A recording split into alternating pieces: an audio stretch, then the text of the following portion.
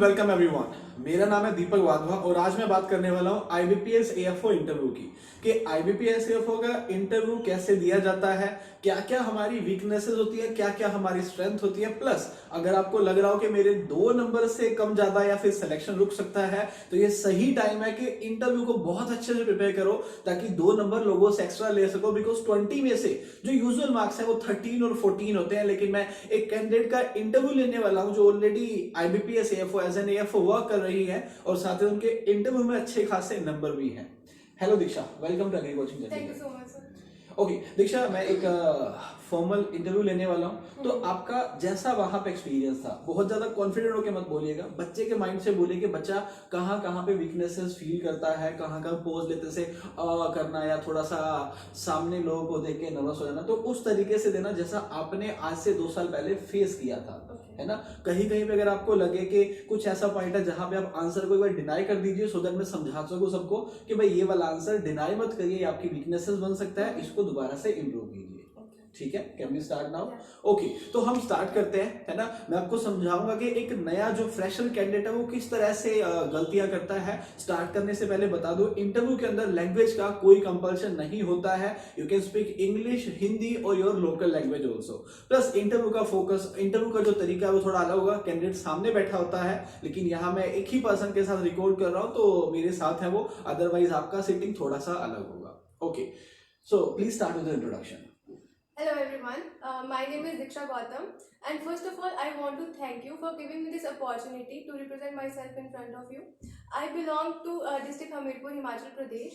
I have done my BSc Honours Horticulture from Dr. Y.S. Parmar University, and talking about my strengths, I am a hard worker and I have a good communication skills so that I can communicate very well with the farmers. I love to cook and I want to become a successful person in my life.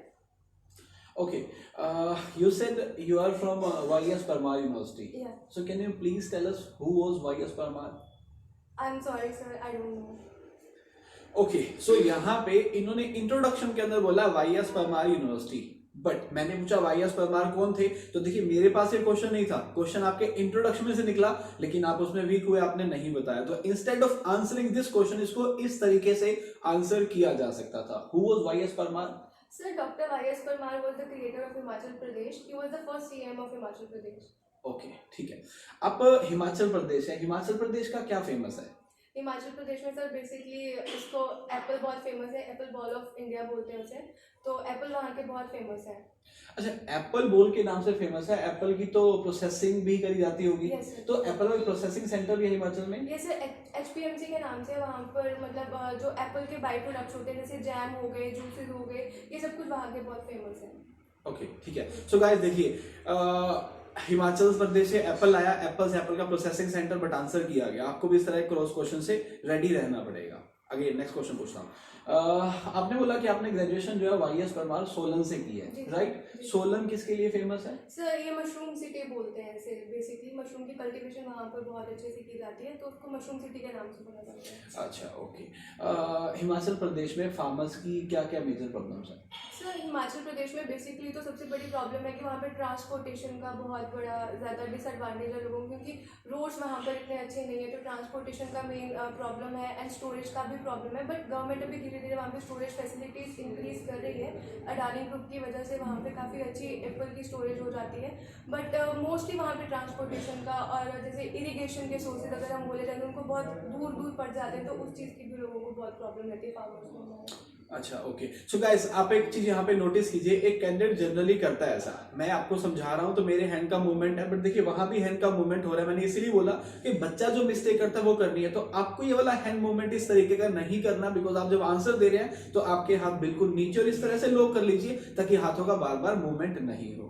ठीक है, okay. Ma'am, Himachal को अगर देखा जाए तो आपको क्या लगता है हिमाचल का जो फ्यूचर है एग्रीकल्चर में, वो किसके साथ है? मशरूम के साथ, एप्पल के साथ, या कुछ और आप सजेस्ट करना चाहें? सर अगर मैं बताऊं तो हिमाचल का अगर हम ऑप्टिमम एक टेम्परेचर बोलें तो मोस्टली फ्लावर्स की कल्टीवेशन वहाँ पर बहुत अच्छे से की जाती है। अगर हम फार्मर को इस अकॉर्डिंग मोटिवेट करें कि अगर आप फ्लोरिकल्चर की तरफ थोड़ा फोकस करें, साथ साथ may be diversified farming definitely होनी चाहिए वहाँ पर, बट फ्लोरिकल्चर का बहुत अच्छा मतलब वहाँ पर एक बोल सकते हैं फ्यूचर बन सकता है। वहाँ पर फार्मर्स अच्छा खासा अर्न कर सकते हैं। और एक दो एग्जाम्पल्स वहाँ पर बहुत अच्छे हैं कि वो लोग मतलब अगर वो फ्लोरिका कर रहे हैं तो वो वीकली, इवन एक बार प्रोडक्शन का तो वेट करना पड़ेगा, बट वीकली वो लैक्स में अर्न कर रहे हैं। तो अगर हम फार्मर्स को उस अकॉर्डिंग मोटिवेट करें और उनको थोड़ा सा एक अवेयरनेस जनरेट करें तो उनको इस अकॉर्डिंग अच्छे खासे उनको नॉलेज देके अर्न करवा सकते हैं। Okay Diksha, being a female ऐसा होता है हमारे बैंक्स में, आपको लेट तक काम करना पड़ता है, कभी कभी जल्दी भी जाना पड़ता है ना। सो हम अक्सर देखते हैं बिकॉज आपको रूरल एरिया में पोस्ट किया जाएगा, तो अगर ये लेट इवनिंग है 6 और 6:30 PM या कभी भी 7 भी बज सकते हैं, तो आपको क्या लगता है एज अ फीमेल आप गांवों के अंदर काम कर पाएंगी? डेफिनेटली सर, मैं खुद भी एक गांव से ही बिलोंग करती हूँ, तो ऐसा कुछ नहीं होता कि मुझे काम करने में कोई भी दिक्कत रहेगी। Definitely I will work for it, और जितना मेरा काम है वो तो मुझे करना ही करना है। Okay, perfect. नेफ्ट के बारे में क्या जानती हैं आप? सर नेफ्ट जो होती है हमारी जैसे जो हमारे 2 लाख से नीचे तक की ट्रांसफ़र होती है वो हम लोग नेफ्ट से ही करते हैं। नेशनल इलेक्ट्रॉनिक फंड ट्रांसफ़र कहते हैं इसको। अब इसको 24/7 हम कर सकते हैं। बैचेस में जो होते हैं वो पैसे ट्रांसफ़र किए जाते हैं, आधे घंटे के बैचेस में बनाए जाते हैं। तो 2 लाख तक के जितने भी हमारे ट्रांसफ़र मनी ट्रांसफ़र होते हैं वो हम नेफ्ट से कर सकते हैं। अच्छा, आरटीजीएस की कोई टाइम स्पेसिफिकेशन भी है? नहीं, आरटीजीएस की कोई टाइम स्पेसिफिक नहीं है, 24/7 ही होता है वो। 2 लाख से अबव के ट्रांजेक्शन को हम कर सकते हैं इसमें आरटीजीएस में। अच्छा दीक्षा, फार्म लॉज के बारे में क्या लगता है? पहले फार्म लॉज को लाया गया, फिर फार्म लॉज को रिपेल कर लिया गया, आपको क्या लगता है क्या फार्म लॉज कम्प्लीटली गलत है जो उनको वापस लिया गया? सर देखो, बात ऐसी होती है ना कि कुछ भी अगर कहीं कुछ लॉज लाए गए हैं तो इट्स नॉट कि कुछ चीज़ों को ध्यान रख के उन्होंने लाए होंगे, मे बी कुछ पॉइंट्स उनके भी मिस हुए होंगे, कुछ जो फार्मर्स एक्सेप्ट नहीं कर पाए होंगे। तो वो दोनों तरफ से एक जो बैरियर है वो हो गया वहाँ पर। मतलब ना फार्मर्स पूरी तरह से समझ पाए, ना गवर्नमेंट में भी फार्मर्स को अंडरस्टैंड कर पाए। तो हम ये नहीं कह सकते कि फार्मर्स का पॉइंट ऑफ व्यू भी गलत है या गवर्नमेंट का पॉइंट ऑफ व्यू गलत था। वो दोनों की तरफ से मे बी कुछ कुछ पॉइंट्स मिस किए होंगे, तो उस चक्कर में जो भी अभी अच्छा, ठीक है।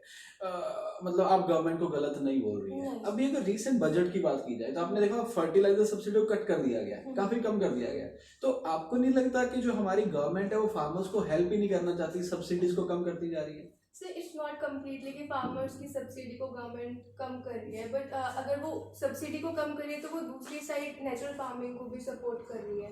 वो कह रहे हैं कि ऑर्गेनिक प्रोडक्ट्स ज़्यादा ग्रो किए जाए, उन चीज़ों को ज़्यादा सपोर्ट करें। सो वी कैन नॉट से कि फार्मर्स को सपोर्ट नहीं कर रही सब्सिडी देकर, बट वो उनको कहीं ना कहीं दूसरी साइड फोकस होने के लिए प्रमोट कर रही है। एपीएमसी के बारे में आप क्या जानती है? सर एपीएमसी मंडीज जो हैं लाइक जो हमारे फार्मर्स हैं उनके लिए एक अच्छा खासा एक प्लेटफॉर्म है जहाँ पर वो जाके इंडिया के किसी भी कोने से जाकर वहाँ पर अपना प्रोडक्ट सेल कर सकते हैं। ओके, ठीक है। सो गाइज यहाँ पे मैं नेक्स्ट क्वेश्चन पूछता हूँ, बट समझिएगा आंसर करने का तरीका क्या होना चाहिए। आंसर करते टाइम आपकी वॉइस के अंदर कॉन्फिडेंस होना चाहिए, फेस पे जेंटल सी स्माइल, बहुत ज्यादा हंसना नहीं है, लाफ और स्माइल के अंदर फर्क होता है ना, जेंटल सी स्माइल होनी चाहिए। और आंसर जब पूछा गया ना तो जितना जानते हो उसको कॉन्फिडेंटली डिलीवर करो।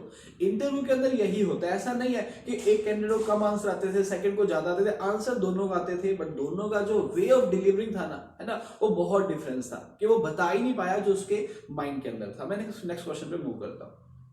ओके दीक्षा, बैंकिंग सेक्टर में बहुत ज्यादा वर्कलोड भी है, क्या ऐसा आपने सुना है? लोग कहते हैं बहुत ज्यादा वर्कलोड है। डेफिनेटली सर, एक दो बार मैंने सुना है कि वर्कलोड। अच्छा, ठीक है। आप मतलब आंसर आप ईमानदारी से करते हैं, तो आप इसी जॉब को क्यों चुन रही हैं? ऑलरेडी वर्क प्रेशर है, आपने बीएससी किया, आपके पास और भी करियर अपॉर्चुनिटी है, तो why AFO only? Sir AFO इसलिए, फर्स्ट ऑफ ऑल एक तो ये मेरी फील्ड से रिलेटेड है जो मैंने स्टडी की है। मैं कहीं ना कहीं अगर फार्मर्स को उसके बारे में बता सकूँ तो एक तो ऐसा होगा कि जो बैंक की पॉलिसीज़ है मैं उनको यूज़ करते हुए फार्मर्स को जो मैंने ग्रेजुएशन में जितना कुछ भी नॉलेज अर्न की है उसको बता के मैं बैंक्स का भी मतलब फ़ायदा कर सकती हूँ, अपना उनका बिजनेस ग्रो करने में भी उनको हेल्प कर सकती हूँ। फार्मर्स को नहीं, फार्मिंग टेक्नोलॉजीज बताकर भी उनकी हेल्प कर सकते हो। तो इन केस में ऐसा मतलब आप ये कह सकते हो कि दोनों केसेस में बैंक का भी फायदा हो रहा है, फार्मर्स का भी फायदा हो रहा है। उनकी प्रोडक्शन अच्छी आएगी और बैंक का प्रोडक्ट सेल होगा तो definitely. Okay Diksha, thank you so much.